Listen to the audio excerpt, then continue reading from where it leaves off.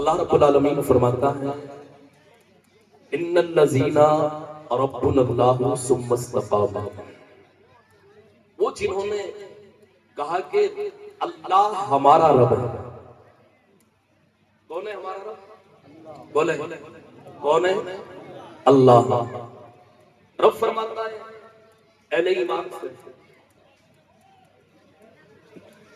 وہ جنہوں نے کہا کہ اللہ ہمارا رب ہے، ان الذین ربنا اللہ ثم استقاموا، پھر اس پر قائم رہے، پھر اس پر قائم رہے، ثم استقاموا تتنزل علیہم الملائکہ، اللہ تبارک و تعالیٰ کے فرشتے اس بندے کے لیے خوشخبری لے کر آتے ہیں۔ اللہ کے مقدس فرشتے نازل ہوتے ہیں، کیا خوشخبری لے کر آتے ہیں؟ اللہ تخاف،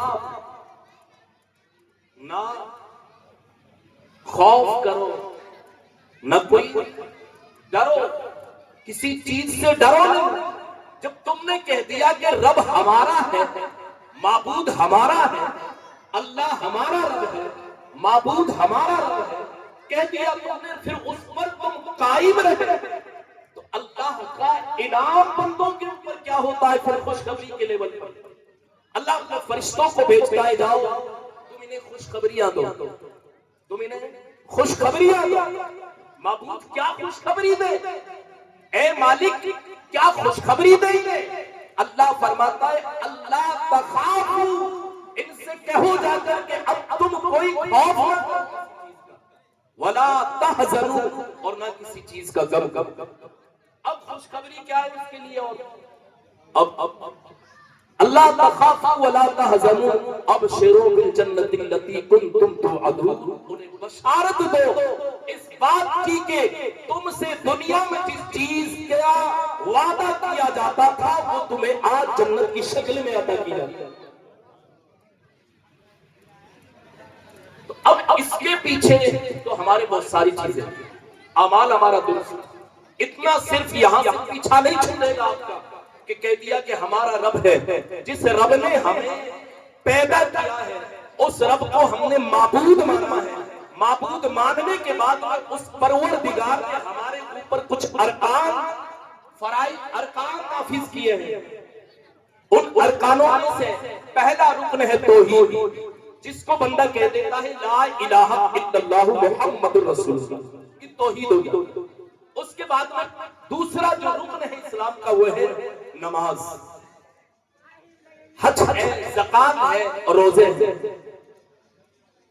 آپ میری طرف دیکھیں، آپ یہ کیمرہ والوں کی طرف مت دیکھیں، آپ سے میں گفتگو کر رہا ہوں، یہ کیمرے والے گفتگو نہیں کر رہے، آپ میری طرف توجہ رکھیں، ٹھیک ہے؟ آپ اپنے ذہن کو میری طرف رکھیں، میں اپنے ذہن کو اور نظر کو آپ کی طرف رکھیں، آپ ذہن اور نظر کو دونوں کو مجھ سے کنیکٹ کیجیے۔ تو اللہ نے ہمیں انعام کی شکل میں کیا دیا؟ ایمان کے ساتھ ساتھ نہ تمہیں کوئی ڈر ہے، نہ تمہیں کوئی خوف، اس اعمال کے ساتھ میں تم اپنی زندگی گزارو جو اعمال اللہ نے ہمارے اوپر نافذ کیے ہیں۔ نماز ہے، روزے ہیں، حج ہے، زکات ہے، صدقہ خیرات ہے، یہ ہمارے اعمال میں آ جاتا ہے۔ بندہ کہنے کو تو کہہ دیتا ہے اللہ میرا رب ہے، یہ آسان ہے کہنا، لیکن رب کے احکامات پر چل کر زندگی گزارنا یہ بہت بڑا کام ہوتا ہے کہ نہیں ہوتا ہے؟ نماز قضا ہوتی ہے، بندہ نماز کو قضا کر دیتا ہے، لیکن اگر اسی دنیا کے اندر بندے کا کوئی کام ہو دنیاوی اور اس کا سمیٹ ٹائم رات کا ہو 3-4 بجے کا، تو بندے کی آنکھ رات میں 4-5 دفعہ کھل جاتی ہے تاکہ میرا کئی کام نہ نکل جائے۔ ٹرین کا ٹکٹ ہو، فلائٹ کا ٹکٹ ہو، آپ کو یہ سارے ٹکٹ ہو، لیکن آپ کا ٹائم ہے 4 بجے کا، تو خدا کی قسم آپ دور 100 قدم نماز ہے، جنت کی کنجی نماز ہے، نماز کی کنجی وضو ہے۔ تو جب یہ ساری چیزیں اللہ نے بتا دی، اس کے رسول اللہ نے بتا دی کہ تیری نماز جنت کی کنجی ہے، نماز کی کنجی وضو ہے، یہ ساری چیزیں تیرے جب تالی ہے، ٹکٹ ہے تیرے لیے، تو ان کی طرف توجہ کیوں نہیں ہے تیری؟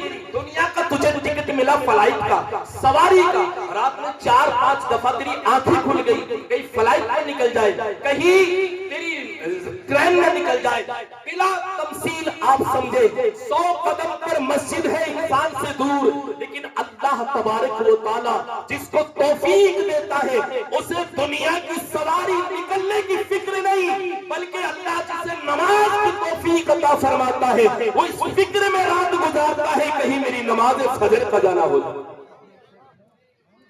کہیں میری نماز فجر کا جانا ہو۔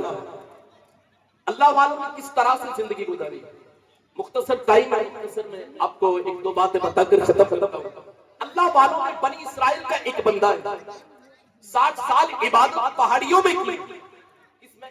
پہاڑیوں میں۔ ہم کہاں نماز پڑھتے ہیں؟ مسجد میں، وہ کہاں عبادت کر رہا ہے؟ پہاڑیوں میں 60 سال۔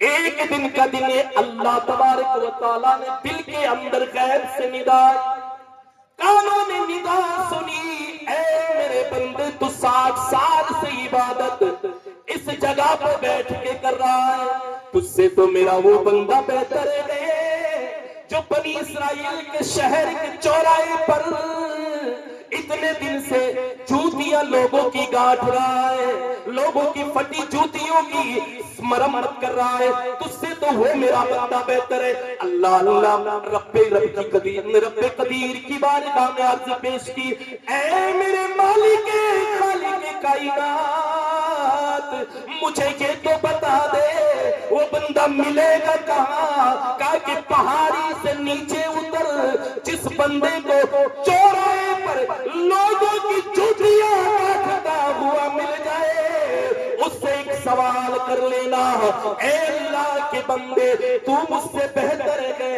ایسا کام کون سا کرتا ہے جس کی وجہ سے اللہ نے میری 60 سال کی عبادتوں کو تیرے اعمال کے نیچے رکھا ہے، اور تیرے اس عمل کی وجہ سے میرے رب نے تیرے مقام کو بلند کیا۔ کون سا راز ہے؟ وہ راز بتا دے ہمیں، جا کے پوچھ اس سے، اتر کر آیا، پہاڑی سے اتر کر آیا، لیکن وہ راز ایک ایسا راز تھا، اس ہستی کے اندر ایک ایسا راز چھپا ہوا تھا کہ جو آشکار ہر بندے کے اوپر نہیں تھا، ہر بندے کے اوپر کوئی ایسی چیز نہیں تھی کہ جو پہچان سکے۔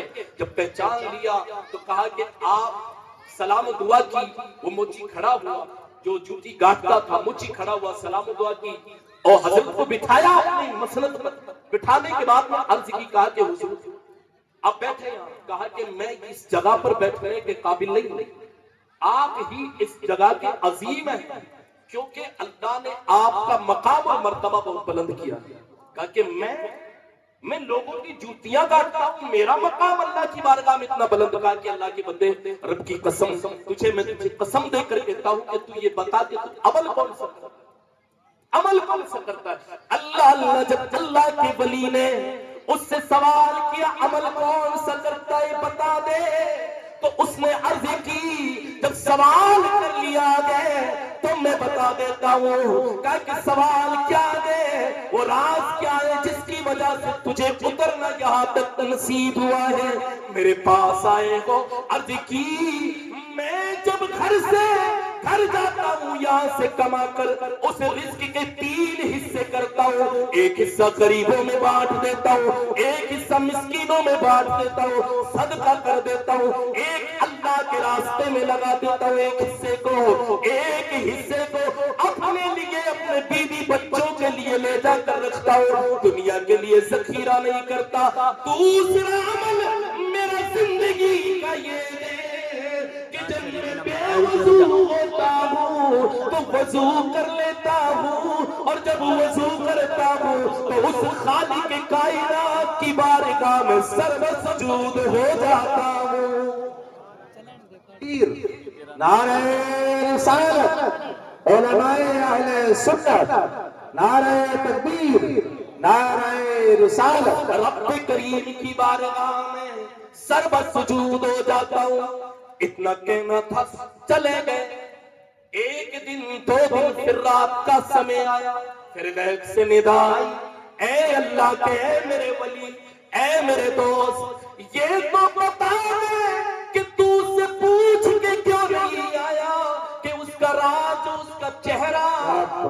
फीका पड़ा हुआ है, जो जर्द पड़ा हुआ है, वो तो तूने पूछा ही नहीं है कि उसका चेहरा क्यों फीका है। दूसरे दिन उतर कर आया, कहा कि अल्लाह के वली ये तो बता दे कि तेरा चेहरा फीका क्यों है। कहा कि मेरा चेहरा फीका इसलिए है कि जो कोई आता है, दुनिया में कोई भी इंसान को मेरे पास काम कराने के लिए आता है, मैंने कभी अपने आपे से उसे कमतर नहीं समझा है, बल्कि मैंने हमेशा छोटे से लेकर बुजुर्ग तक को अपनी जिंदगी में अपने आपे से उसे अच्छा और बेहतर ही समझा है। सुभान अल्लाह, सुभान अल्लाह। मेरे रसूल का फरमान भी यही है, मेरे रसूल का फरमान भी यही है, लोगों तुम्हारी जिंदगियों में तकब्बुर कभी पैदा नहीं होगा। जब तुम इस तरह से जिंदगी गुजारोगे कि अपने से छोटे को देखोगे, तो ख्याल ये करना कि ये तुझसे बेहतर है, ख्याल ये करना कि फैसले अपने दिल के अंदर ये करना तुझसे बेहतर है। क्यों? इसलिए कि तेरी उम्र ज्यादा है, तेरे गुनाह ज्यादा है, ये उम्र में तुझसे छोटा है, इसके गुनाह कम है, इसलिए तुझसे बेहतर है। समझ में आ रही है? गुनाह उम्र में कम है तो गुनाह कम है, इसलिए तुझसे बेहतर है। और जब अपने से बड़े को देखो, मेरे नबी फरमाते जब अपने से बड़े को देखो तो फिर ये फैसला करो कि ये उम्र में तुझसे बड़ा है, तेरी उम्र कम है, नेकियां तेरी कम है, इसलिए इसकी उम्र ज्यादा है तो नेकियां भी ज्यादा है, इसलिए तुझसे बेहतर है। इस तरह से जिंदगी गुजरेगी मेरे भाई, मेरी आपकी, तो फिर इंशाअल्लाह ताला अमाल में निखार कर देगा। हमने ये नुक्ताचीनी शुरू की कि ये मुझसे बेहतर कैसे हो सकता है, ये मुझसे अच्छा कैसे हो सकता है। तुझे क्या पता कि तू अच्छा है या ये अच्छा है, तुझे क्या पता है कि तू बुरा है या ये बुरा है, ये तो अल्लाह तबारक व तआला जानता है कौन अच्छा है। और मेरे आका ने फरमाया कि जिसमें मेरी उम्मत में जिस उम्मती के अखलाक सबसे अच्छा है, सबसे अच्छे अखलाक है, वो मेरी उम्मत में सबसे बेहतर इंसान है। कयामत के दिन जिसके अखलाक अच्छे, कयामत के दिन उसका मीज़ान अमल का जो पल्ला है वो अखलाक की बरकत से अल्लाह ताला उसको वज़नी बनाएगा।